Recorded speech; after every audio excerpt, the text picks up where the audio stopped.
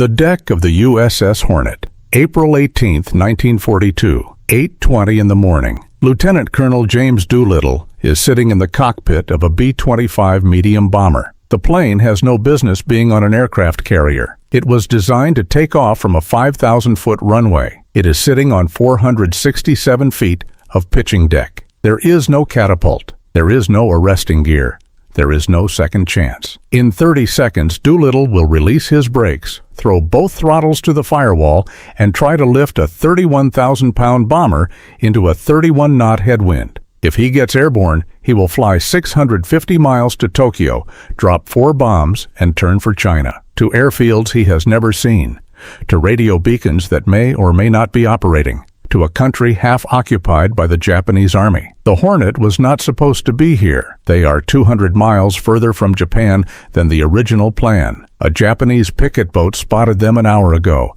Every bomber on that deck is now operating beyond its rated fuel range. Doolittle holds the brakes. He looks at his co-pilot. He pushes the throttles forward. How does a man take 16 medium bombers off the deck of an aircraft carrier 4 months after Pearl Harbor and change the entire course of the Pacific War? That answer begins in the Oval Office on January 4, 1942. 4 weeks after Pearl Harbor, the United States was losing the war on every front. The Philippines were being overrun. Wake Island had fallen. Guam was gone. The Royal Navy had lost the Prince of Wales and the Repulse off Malaya. Singapore would surrender within weeks. Australia was preparing to be invaded. President Franklin Roosevelt sat in the Oval Office with his Joint Chiefs of Staff and asked a single question. How do we hit Tokyo? The room went quiet.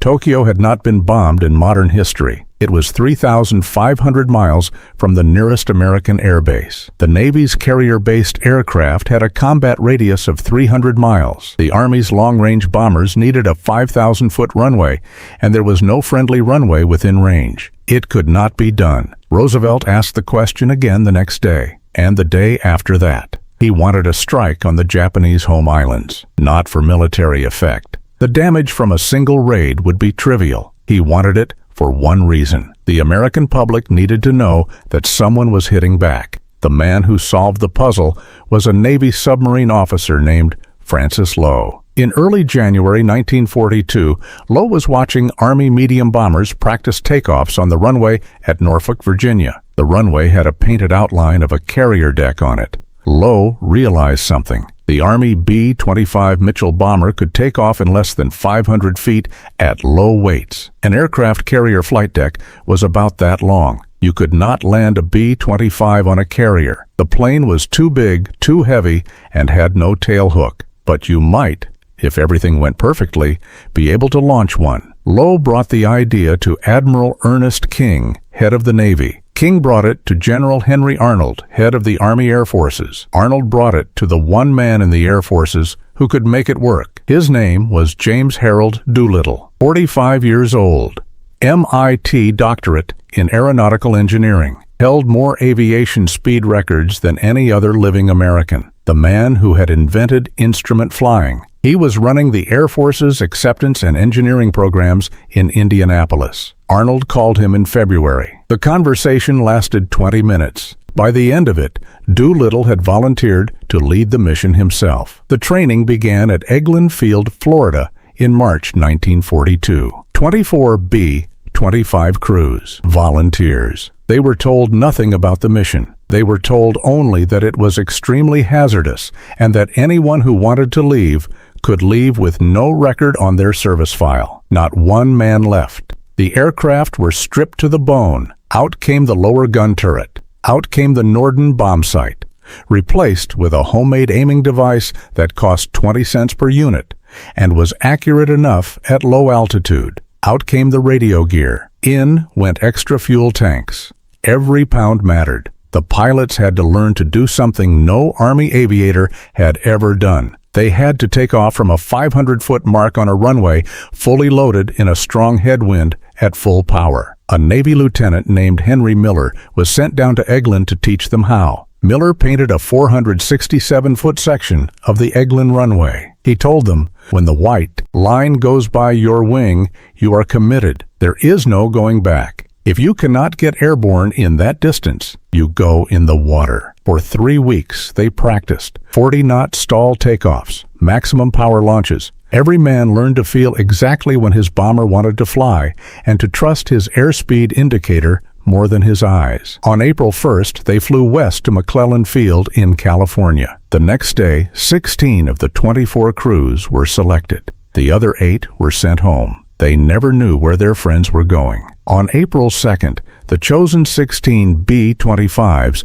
were loaded onto the deck of the USS Hornet at the Alameda Naval Air Station in San Francisco Bay. They were lifted aboard by crane. The carrier sailed under the Golden Gate Bridge at 1,000 hours, headed west. Out at sea, the Hornet's commander, Captain Mark Mitcher, stood on the flight deck and spoke to the assembled crews. He told them their destination. "This force is bound for Tokyo." The men cheered. Some of them cried.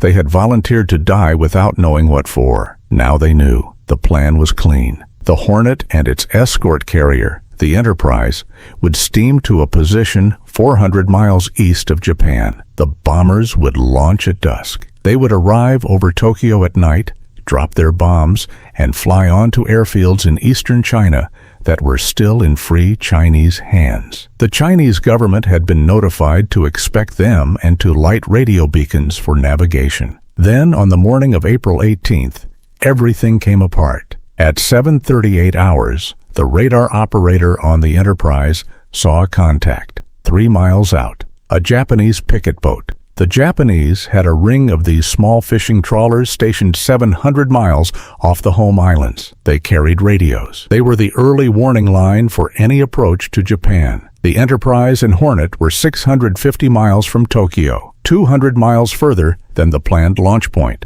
Their fuel had been calculated to the nearest gallon for a 400-mile launch. Admiral William Halsey was the task force commander. He stood on the flag bridge of the Enterprise and held a piece of paper in his hand. The decision was his. Doolittle was sent for. He came up to the bridge. Halsey said, "Jim, we have been seen." Doolittle said, "Then we launch now." Halsey said, "It is 650 miles. Your boys are going to run out of gas before they get to China." Doolittle said, "Yes, sir." Halsey said, "Are you sure?" Doolittle said, "Yes, sir." Halsey nodded and handed the paper to a signalman. The order read, "Launch planes to Colonel Doolittle and his gallant command. Good luck, and God bless you." Doolittle climbed back down to the flight deck. His was the first plane in line, the shortest takeoff run, 467 feet. If he could not get airborne, no one could. He climbed into the cockpit. His co-pilot, Lieutenant Richard Cole, strapped in beside him. The plane captain pulled the wheel chocks. Doolittle ran his engines up to full military power. The bomber shook on its landing gear.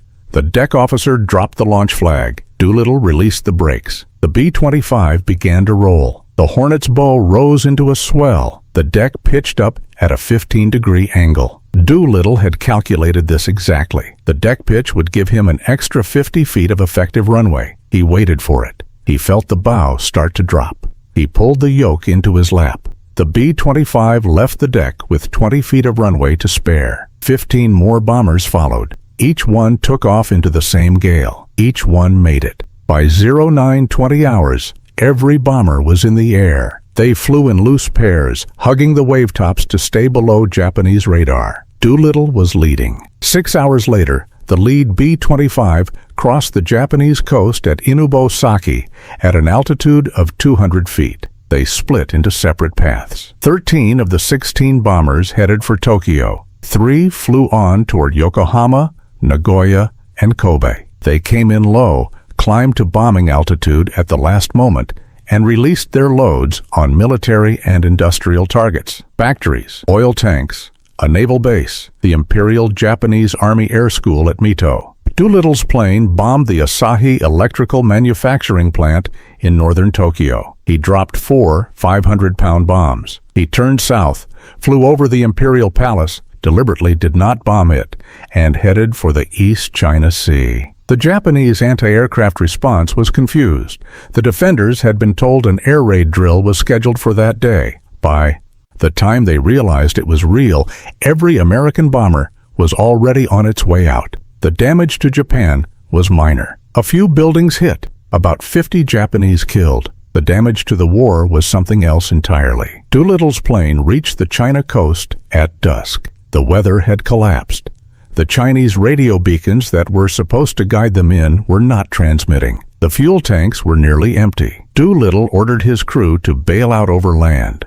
They jumped at 15,000 feet, in a rainstorm, into a country where most of them did not speak the language and where Japanese troops were operating across half the territory. 15 of the 16 B-25s crash-landed or were abandoned in flight over China. One landed in Russian-controlled Vladivostok, where the crew was interned for over a year before escaping. Of the 80 men who took off from the Hornet, 71 made it home. 3 were killed in crash landings. 8 were captured by the Japanese. Of those 8, 3 were executed by firing squad.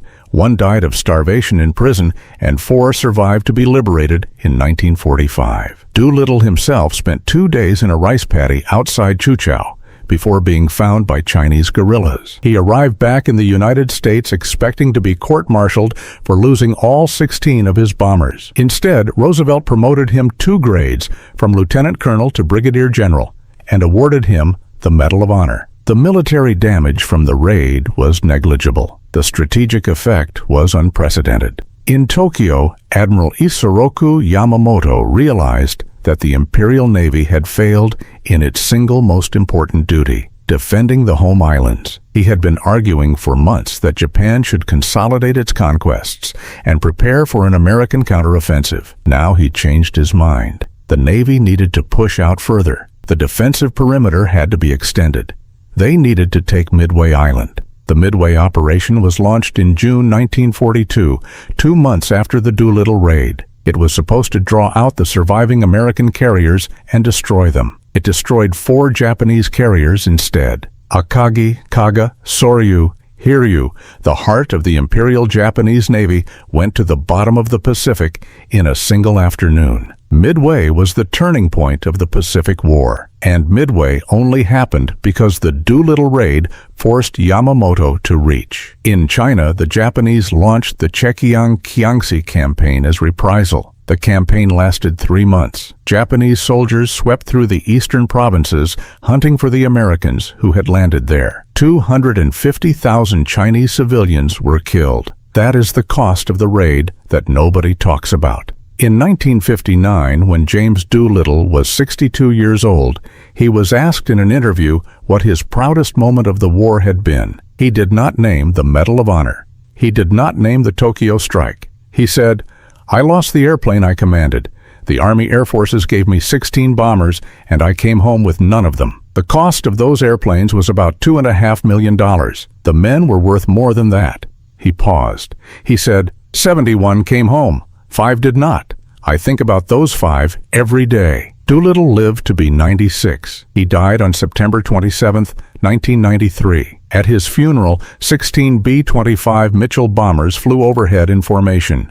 One of them flew the missing man pattern. Every year, on April 18th, the surviving Doolittle raiders held a reunion in a private room with 80 engraved silver goblets, 1 goblet for each of the original 80 men. When a raider died, his goblet was turned upside down. The last reunion was held in 2013. 3 goblets were still upright. The last man, Lieutenant Colonel Richard Cole, the co-pilot in Doolittle's plane that morning, died in 2019 at the age of 103. He outlived his commander by 26 years. The last living Doolittle raider, the man who sat next to James Doolittle in that pitching cockpit on a gray morning in April 1942, took the secret of what they said to each other in those final 30 seconds before launch with him. He never told anyone what they talked about while they waited for the deck flag to drop.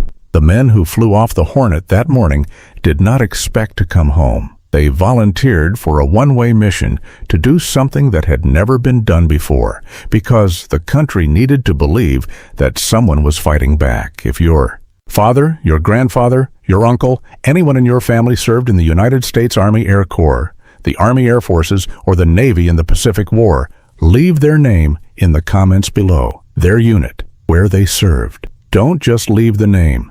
Tell us one thing about them, one thing they did, or one thing they said, or one thing you remember. The men who were there deserve more than a name in a database. They deserve to be remembered as people. Subscribe if you want the next story. There are more of them.